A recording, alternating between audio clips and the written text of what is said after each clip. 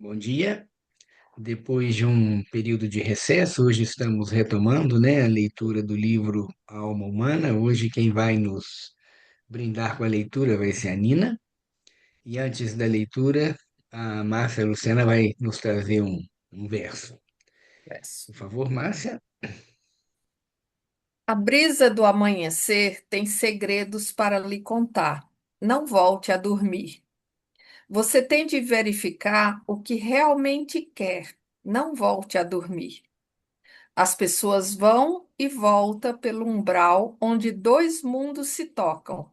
A porta está totalmente aberta. Não volte a dormir. Do poeta Rumi, do século XIII. Isso você estava falando, está no livro, Está no livro As Sete Etapas de uma Transformação Consciente, que é esse da verso. autora Glória Glória. Karpinski. Obrigado. Então, Nina, por favor. Nós estamos no item dos sonhos, 8.3, o conteúdo. 8.3, o conteúdo dos sonhos, isso mesmo. Ok. Então, o conteúdo dos sonhos. Não se pode duvidar de que certa parcela das experiências diárias reaparece nos sonhos. Este é um fato comumente aceito, embora não seja tão simples como em geral se pensa. O modo como essas experiências se apresentam durante o sonho é peculiar e interessante. Rudolf Steiner chamou a atenção para o fato de que muitas vezes sonhamos a respeito de coisas que passaram despercebidas pela consciência diurna. Por exemplo, recebemos uma carta e lemos cuidadosamente seu conteúdo. No subconsciente, podemos acompanhar a leitura com simpatia ou antipatia em relação ao remetente.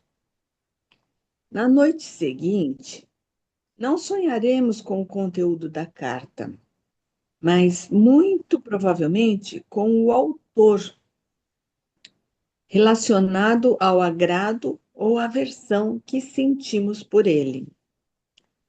É muito difícil obter a verdadeira compreensão acerca dos sonhos, diz Rudolf Steiner, porque aparecem coisas neles que permaneceram fora da consciência durante o dia.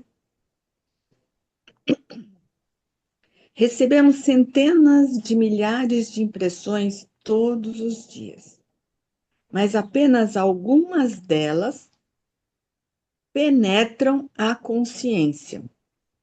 Apesar de sua aparência fugaz, essas percepções despercebidas formam parte de nossa experiência e registram-se nas camadas subconscientes profundas da alma. E são justamente essas impressões que surgem à noite nos sonhos manifestos. Elas abarcam algo de seu material principal. Muitos experimentos, especialmente os de Pottsville, afirmam essa observação.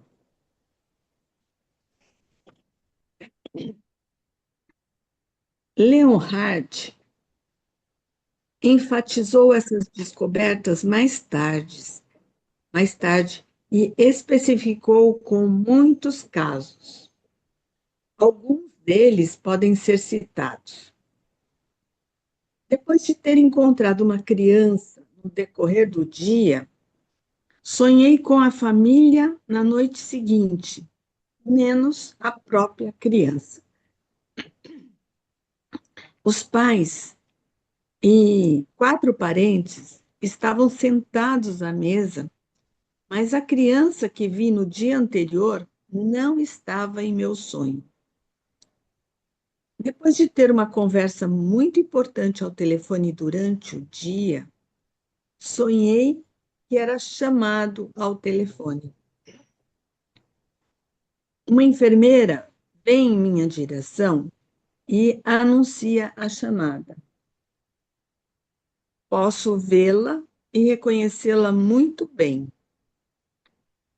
Pela manhã, de repente, me lembro de que não via essa enfermeira exatamente há 15 dias, porque ela estava em férias. Eu havia encontrado todas as outras enfermeiras no dia anterior. Observo um esquilo durante o dia e fico espantado com a sua falta de timidez. Aí, Mônica. Oi? Que alguém está com o microfone aberto. Vou fechar aqui. Pronto. Então, observo um esquilo durante o dia e fico espantado com a sua falta de timidez. Adoro quando vejo gatos caçarem esquilos.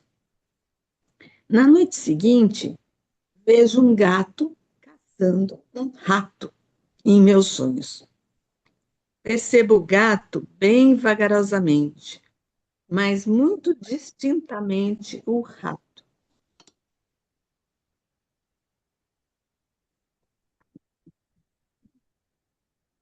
Leonhard escreve a imagem do gato no sonho como periférica e o rato como a figura central.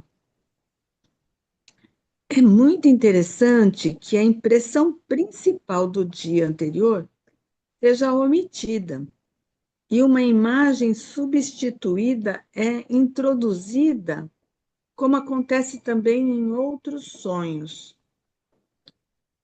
O esquilo é substituído pelo rato. Entretanto, o pensamento condutor aparece na imagem do gato caçando o rato. De maneira semelhante, os pais e parentes aparecem sentados em torno da mesa, mas a imagem central, a própria criança, não aparece. A enfermeira que não havia sido vista foi substituída por aquelas que foram encontradas. Essa é uma observação fundamental que todos podem repetir quando observam os próprios sonhos. Leonhard mostrou que são necessários 10 a 30 dias antes de uma experiência cotidiana central esteja pronta para aparecer como conteúdo de um sonho. Os diferentes sentidos estão distribuídos de maneira desigual na produção do material onírico. Aqui também não existem dúvidas de que as observações espaciais fornecem a maioria do conteúdo dos sonhos. Vemos uma paisagem, pessoas, objetos se movimentando, mas raramente essas imagens são acompanhadas por ruídos, som ou música.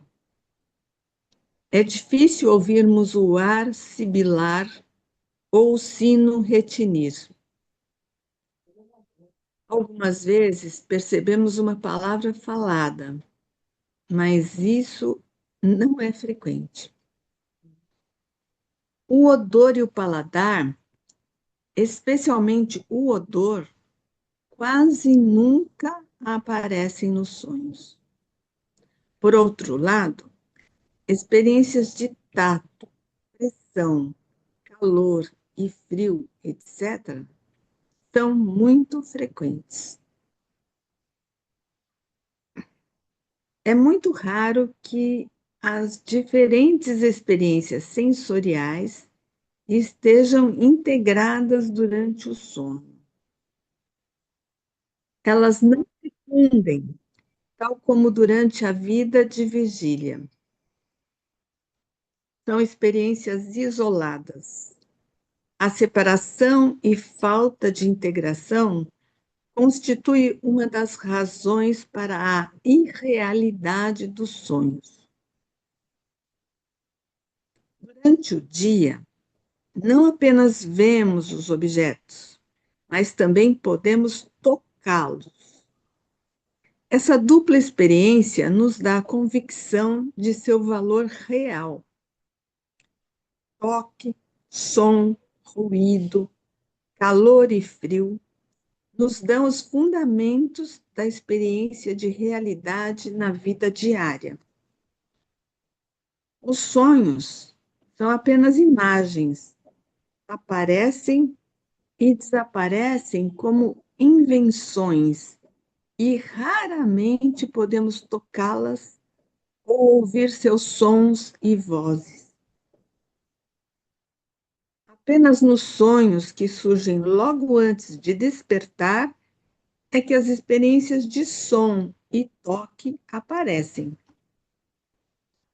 Aqui, no entanto, percepções sensoriais diretas invadem a dimensão dos sonhos. O despertar que nos perturba interrompe o sono. Ewart supõe que os sonhos com conteúdo visual estão relacionados ao sono profundo, enquanto os sonhos com conteúdo sonoro são os mais frequentes logo depois de termos adormecido ou pouco antes de acordarmos. Estou quase certo de que as experiências oníricas sonoras e táteis quase sempre têm origem nas impressões sensoriais diretas. O mesmo se aplica às experiências olfativas e gustativas. Existe outra observação frequente, que é de grande importância para a compreensão do conteúdo onírico. Em geral, os sonhos não são coloridos.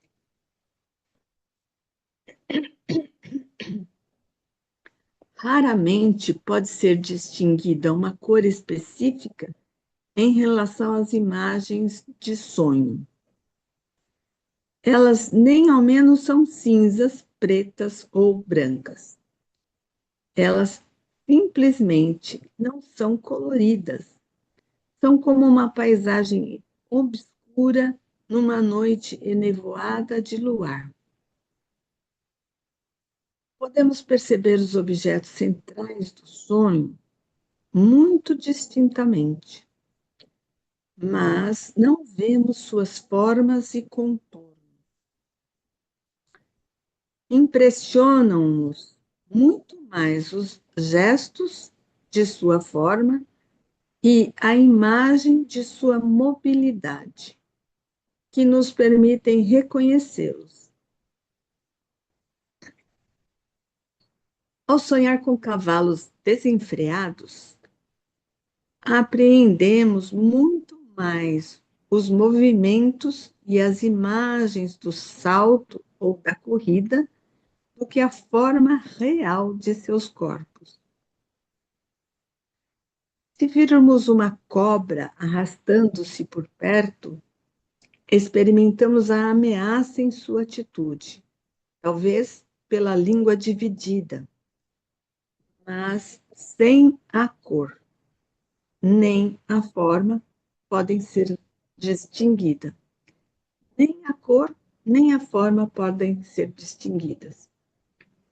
Entretanto, existem sonhos que têm algum destaque colorido e Leonhard refere-se a ele.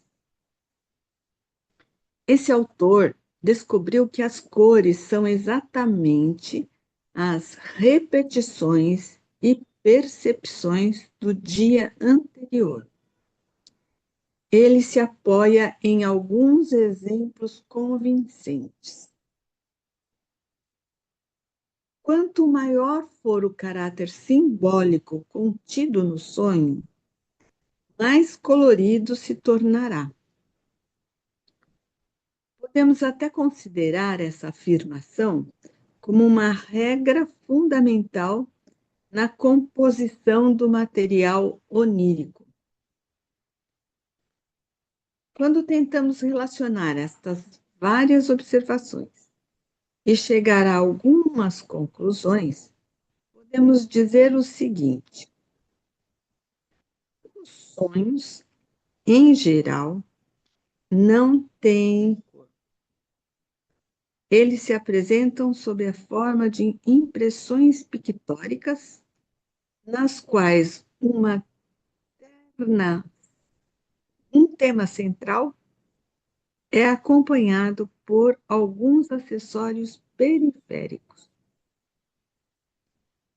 Frequentemente, as imagens periféricas estão ligadas à experiência do dia anterior que não alcançaram diretamente nossa consciência ativa. O tema central indica impressões recebidas algum tempo antes.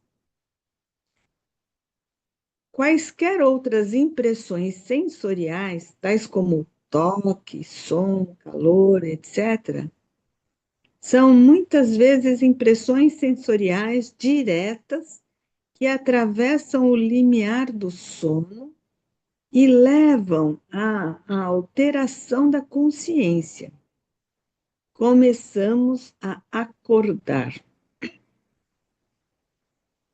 É curioso essa palavra acordar, né? Como se acordar, dar cor. Considerando esse fenômeno, podemos dizer que o conteúdo dos sonhos é desprovido de qualquer qualidades sensoriais. Ela evita cor, forma e contorno e aparece muito mais como impressões vagas do que como imagens objetivas.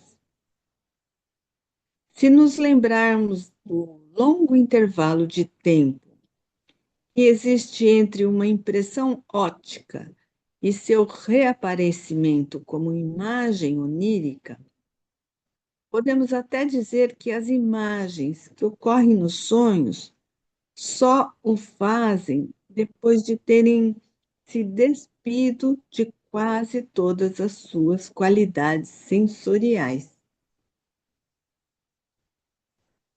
Quando sonhamos com uma cor, a neve branca, a galinha amarela, a cortina verde, etc., ou trazemos a cor do dia anterior diretamente para o sonho, ou elas surgem a partir de lembranças antigas, carregadas com uma condição emocional especial. A cor que vem do dia anterior é ainda vívida em nossa experiência perceptiva e aparece no sonho como qualquer outra impressão sensorial. As cores emocionalmente tingidas não poderiam libertar-se de sua forte ligação e surgem, assim, como impressões sensoriais fixas. Agora começamos a entender que o conteúdo dos sonhos é composto a partir de qualidades mentais específicas. É uma experiência desprovida das qualidades que os sentidos podem oferecer. Em certos casos, Essas qualidades podem unir-se ao material onírico, seja pelo rompimento direto do limiar do sonho, no sono, e a penetração na esfera do sonho, seja por outros meios que são impostos por forças emocionais. O conteúdo onírico factual, entretanto, é livre de qualidade sensorial. Sendo assim, podemos fazer outra pergunta: que tipo de imagens e cenas surgem nos sonhos? Elas são comparáveis às nossas lembranças? Ou seriam talvez a mesma coisa? Se não, de que espécie de substâncias são feitas? Antes que possamos refletir sobre essas questões, devemos voltar a outros fatos de significado especial. Obrigado, Lina. Vamos fazer uma pausa, né? Vamos poder observar. É bem interessante, ele foi dando alguns aspectos bem objetivos. Seria interessante agora pensarmos na nossa vida, né? De sonhos. Se o que ele fala ali nós vivenciamos também, como que a gente pode pensar sobre isso, né? Ou conversar sobre isso. Ele também cita outros autores, na realidade, né? Que fazem sua pesquisa. O que parece para vocês? Tem alguém que gostaria de contribuir com alguma imagem, né? Um pensamento sobre isso? Eu nunca prestei atenção a essa questão de que não tem cor, né? Eu nunca, Uhum. nunca percebi isso. Geralmente quem percebe cor faz questão de dizer, né? Meus sonhos são coloridos. Tem pessoas que falam muito objetivamente isso, né? Porque realmente para nós a maioria dos sonhos é como ele disse, parece até que a questão da cor não é essencial, né? Quando você pensa isso. E ele automaticamente também ele chama muita atenção de que o sensório não está presente. Eu achei muito interessante a colocação dele de que, primeiro, quando nós observamos uma coisa no dia a dia, as nossas percepções estão juntas, né? Como o olfato, o paladar, né? A antropologia tem até 12 sentidos, mas muita coisa não cai na consciência, mas vai para o inconsciente ou para o subconsciente, né? E que pode ser o material dos sonhos. E a outra coisa que ele fala, que é interessante, é que os sentidos não estão integrados como na vida acordada, né? E por isso que dá essa sensação confusa no sonho. As imagens oníricas ficam meio sem sentido. E ele cita o fato, né, de que o tema central muitas vezes aparece como periférico, né? Ele se distribui por outras formas, outras pessoas. Assim também como muitas vezes você fala, eu sonhei com uma pessoa da família, eu sei que era essa pessoa da família, mas essa pessoa no sonho tinha uma outra configuração, né? Era uma outra face, um outro corpo, mas eu sei que era essa, era a minha pessoa. É a pessoa que eu conheço, desculpa. Eu sei que essa é a pessoa que eu conheço. Então são bem instigantes, né? Essas percepções.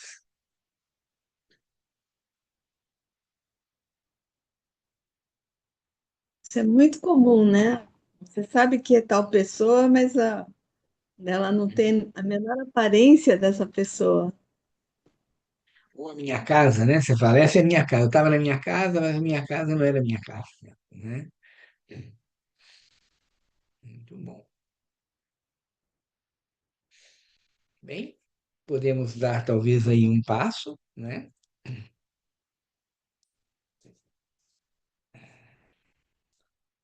A sequência agora é as dimensões do sono, né? 8.4. As dimensões dos sonhos.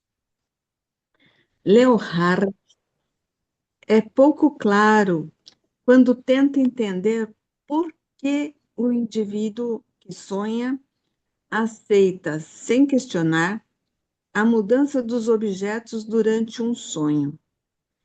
Ele diz: não podemos nos referir a uma perda de capacidade de comparação se alguém toma um trenó por um barco e um livro por uma roupa de banho. A pessoa que sonha sabe muito bem o que quer. Ela quer entrar no barco, ele quer vestir sua roupa de banho. Ela também sabe perfeitamente como é um barco e para que serve uma roupa de banho. Mas ela é inconsciente de que algo mais aparece em substituição. A pessoa que sonha, por um lado, é capaz de pensar adequadamente, todavia, durante o sonho, é incapaz de distinguir entre um barco e um trenó. Leonhard refere-se aqui a dois sonhos específicos para demonstrar uma experiência onírica muito comum.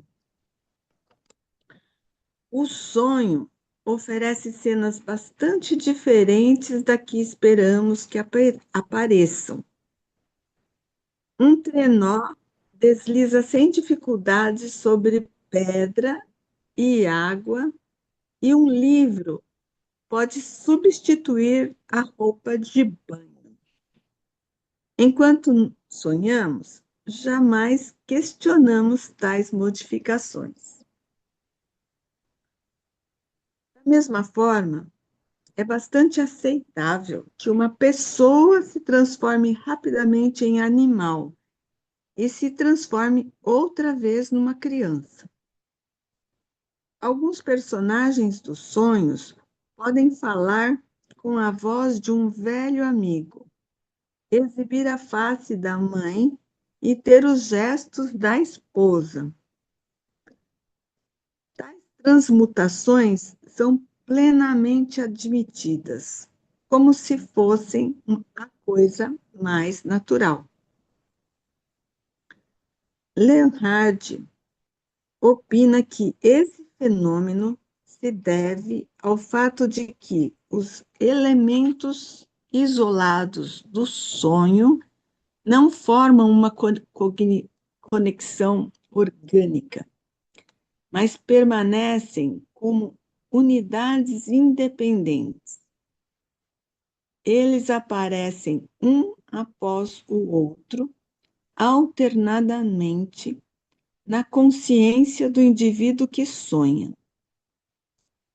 Ele chama essa condição de estreitamento da consciência onírica, que torna possível às pessoas, enquanto sonha, equiparar experiências diferentes. Para a consciência momentânea do sonho, existe simplesmente o agora e não o que já foi. Não parece que essa descrição possa resolver todos os problemas. Ela pode esclarecer alguns sonhos, em outros, entretanto, seguimos toda a sequência dos eventos que podemos lembrar mais tarde. Se fosse como Leonhard descreve, jamais seríamos capazes de relembrar o significado subjacente de uma série consecutiva de imagens. Enquanto esperamos que as coisas aconteçam no sonho, tal como na vida desperta, iremos nos defrontar com muita confusão. Com efeito, o estado de consciência durante o sonho é fundamentalmente diferente da consciência de vigília, da consciência de objeto. Quando estamos sonhando, os membros são imóveis. A iniciativa e o agir estão quase suprimidos e a alma está numa condição de completa entrega. Aceitamos as cenas que se apresentam porque somos incapazes de querer outra coisa. Podemos estar insatisfeitos em relação a alguma coisa que ocorre ou até desvalorizar certos eventos ou imagens. Os pensamentos podem estar cheios de dúvidas e questões durante o sono, mas estamos desamparados e paralisados. Durante o sonho, a pessoa sempre uma observadora, mesmo quando se movimenta. Ela é forçada a fazer coisas da forma determinada pelos sonhos. A pessoa que sonha dificilmente pode recorrer à sua consciência desperta. Ela pode levar eventos e emoções, ideias e intenções de sua vida diária ao mundo dos sonhos. Mas quando está sonhando, a alma é incapaz de remeter-se à vida desperta.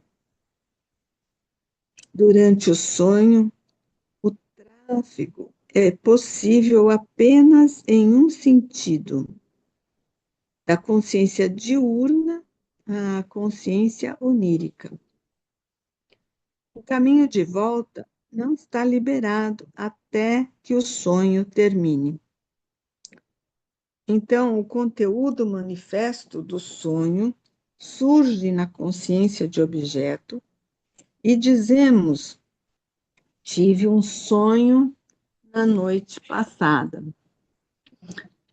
Mas a via para a consciência está completamente bloqueada no próprio sonho. Esta é uma das leis oníricas fundamentais e deve ser sempre levada em consideração. L.R.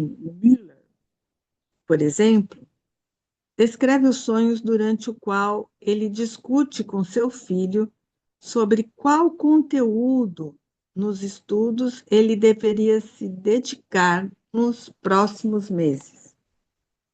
Ao acordar, ele torna-se dolorosamente consciente de que seu filho morreu em combate poucos meses antes.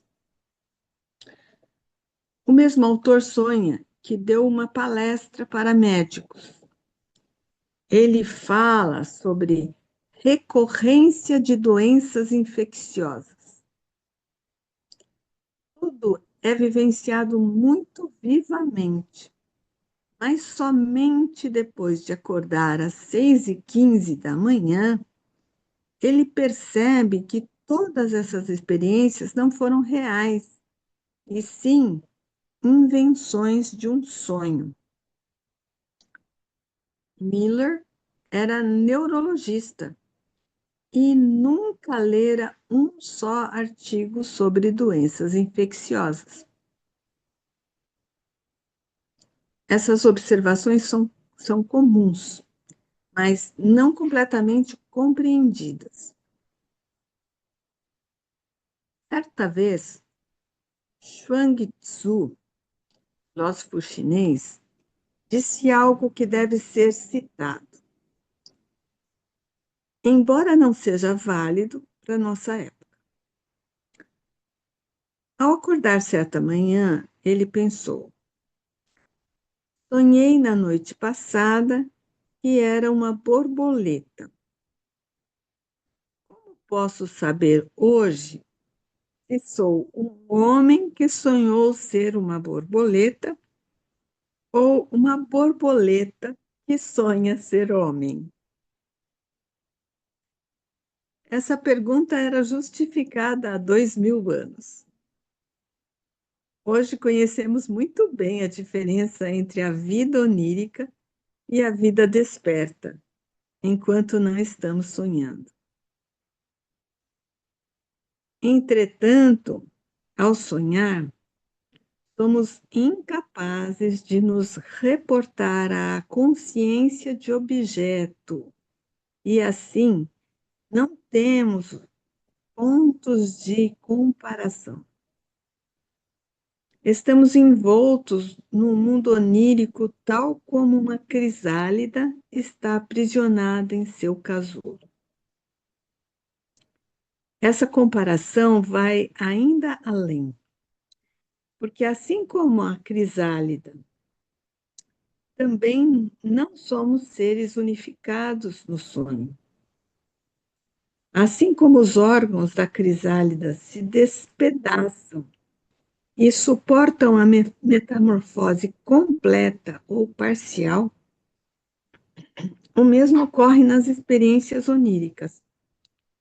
As imagens vão e vêm, mudam e retornam, e é o próprio sonho que agrega tudo. A consciência onírica é consciência em imagens. Elas não têm profundidade ou qualidade tridimensional.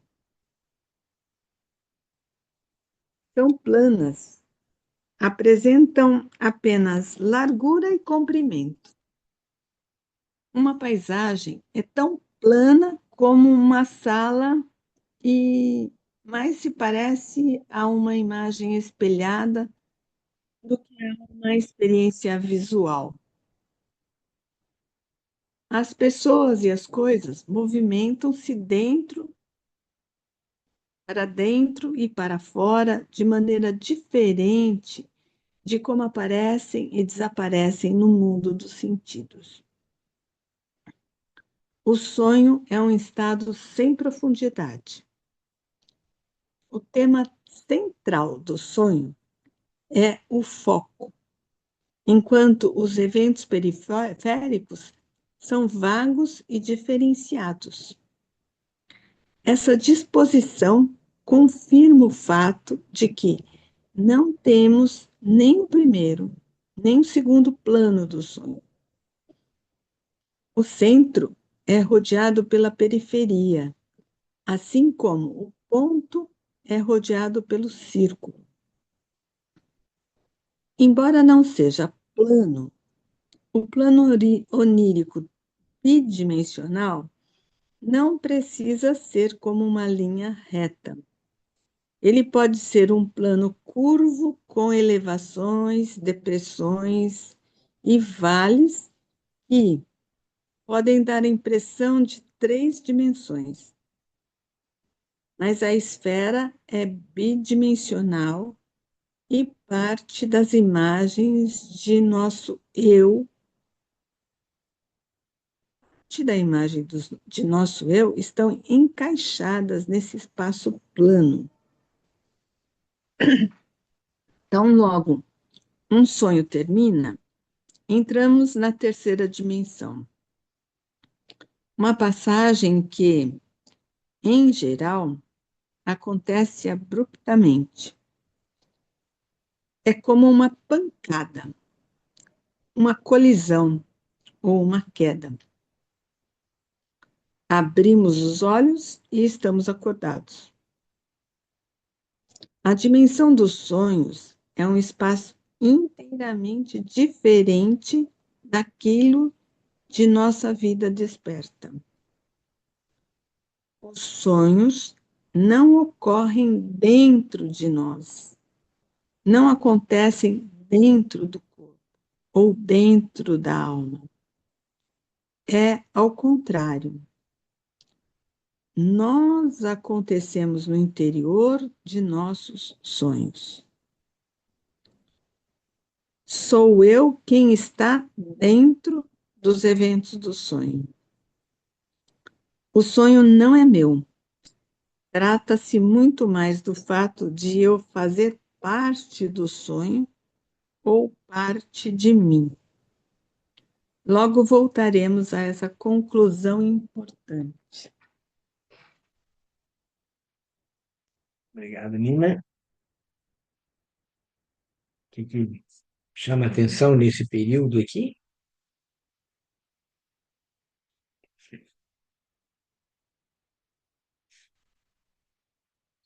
Ele usa a palavra dimensão, né? Dimensões dos sonhos. E que, de novo, ele reforça a imagem de que não é como na vida real, né? Inclusive, ele cita, né, pessoas como aquele médico neurologista que dá uma palestra de um assunto que não faz parte da prática dele, né?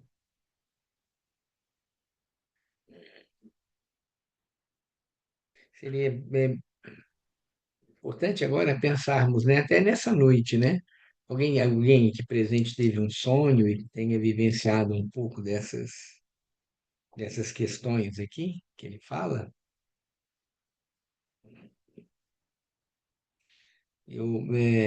Hoje mesmo eu acordei com um sonho com pessoas que eu conhecia e outras não, pessoas que estavam presentes que eu conhecia, e eu conversava com uma pessoa que eu estava em cima de como se eu estivesse em cima de um terraço de um prédio, olhando a cidade de São Paulo, e eu ainda me lembro que eu falei com a pessoa, esse rio é o rio Tietê.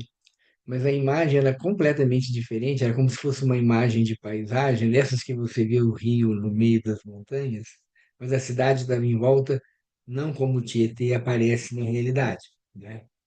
Mas eu estava com essa pessoa conversando sobre uma situação e, e até uma outra pessoa falou, não, mas isso que você fala não existe exatamente assim, e eu acordo com essa sensação. Eu falei, não, realmente, essa pessoa que falou isso me chamou a atenção para um outro fato, né?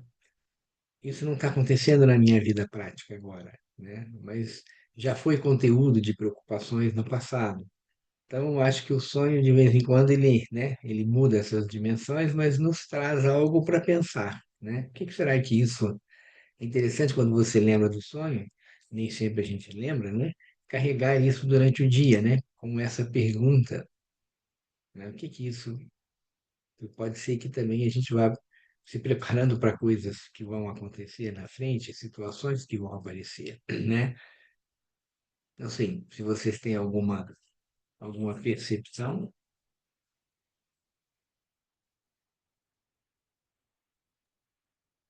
Tem aqueles sonhos também que a gente sonha há um tempão e ainda hoje eles ficam bem vívidos, né, na memória. Toda a sequência tem alguns assim. E aí acontece isso que você falou. É, quando eu sonhei, eu não entendi nada. Aí agora, toda vez que eu me lembro dele, parece que eu consigo pegar um pedacinho assim de alguma coisa que tem a ver com a minha vida, assim, comigo mesmo. Engraçado, né? Porque tem sonho que a gente sonha e durante o dia ele vai passando e depois você nem lembra mais, né? E outros que ficam, para mim pelo menos, ficam durante muito tempo.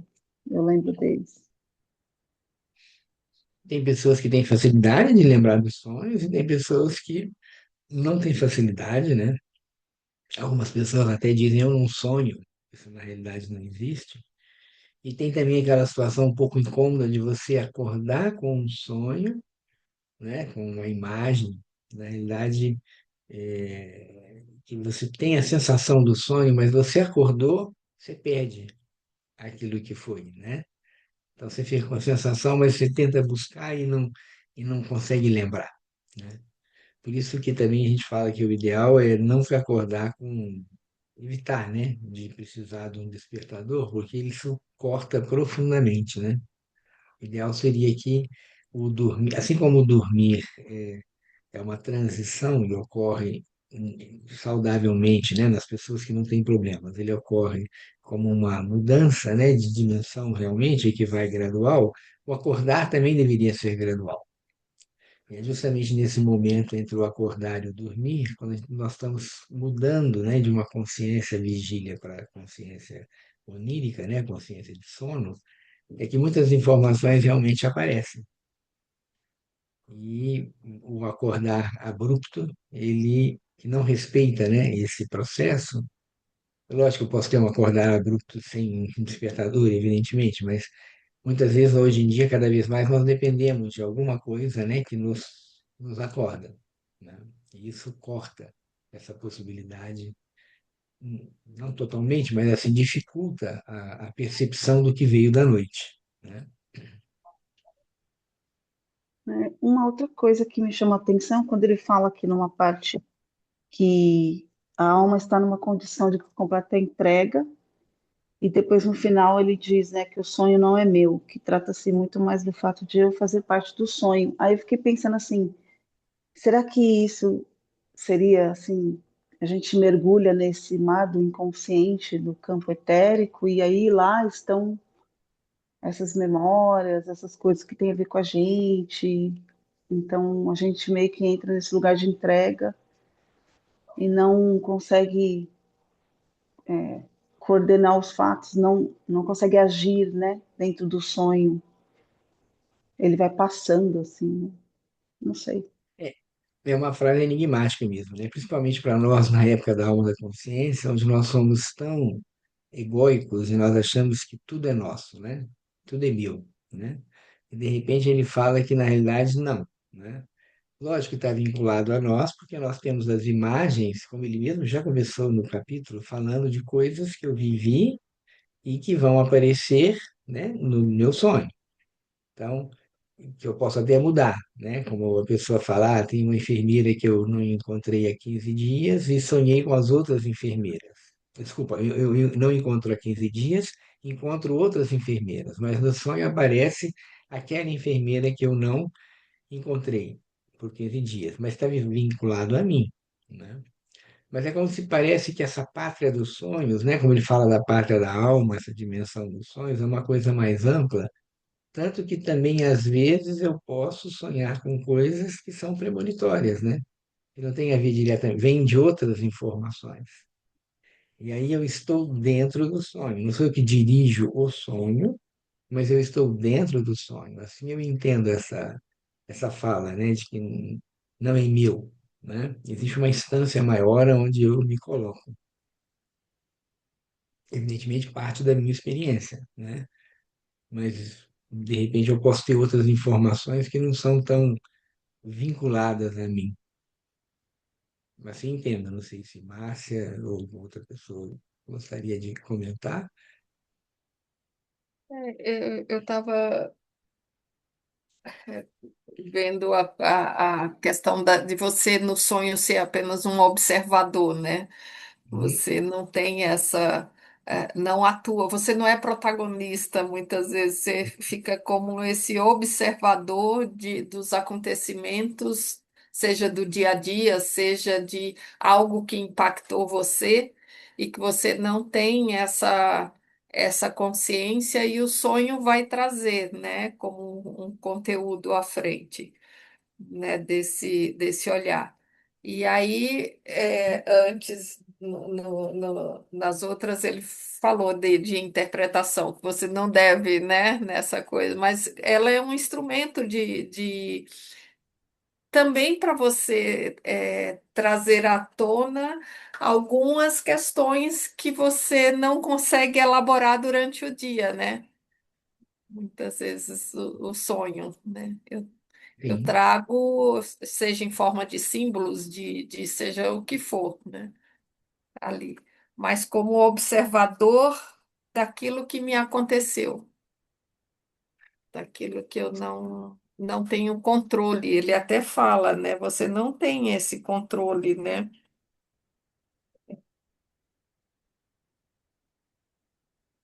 Então, mais ou menos isso aí. E o É, tráfego, né, do sonho é sempre da consciência. Você não tem a consciência, é uma lei, né? Quando ele fala da lei uhum, do sono, lei onírica, né? sim. Que a consciência está bloqueada. Então, e o que que eu trago quando eu acordo para a consciência, né, desse sonho?